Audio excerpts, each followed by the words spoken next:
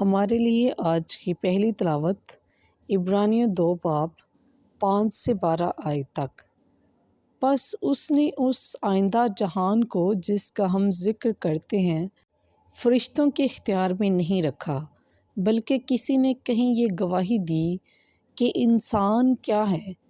کہ تو اسے یاد فرمائے، یا آدم ذات کہ تو اس کی خبر گیری کرے۔ تو نے اسے فرشتوں سے کچھ ہی کمتر بنایا اور شان و شوکت کا تاج اس پر رکھا۔ تو نے تمام چیزیں اس کے قدموں کے نیچے کر دی ہیں۔ اب جس حالت میں اس نے تمام چیزیں اس کے تابع کر دیں، اس نے کوئی چیز نہ چھوڑی جو اس کے تابع نہ کی ہو، مگر ہم اب تک نہیں دیکھتے کہ سب چیزیں اس کے تابع ہیں۔ البتہ ہم یسوع کو دیکھتے ہیں جو موت سہنے کے سبب سے شان و شوکت کے تاج سے آراستہ ہے، جسے فرشتوں سے کچھ ہی کمتر کیا گیا تھا،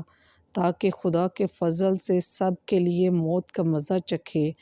کیونکہ جس کے سبب سے سب چیزیں ہیں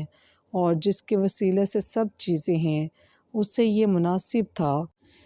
کہ جب وہ بہت سے فرزند جلال میں داخل کرنے کو تھا تو اس کی نجات کے بانی کو دکھوں کے ذریعے سے کامل کر لے،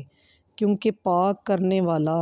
اور پاک کیے جانے والے دونوں ایک ہی میں سے ہیں،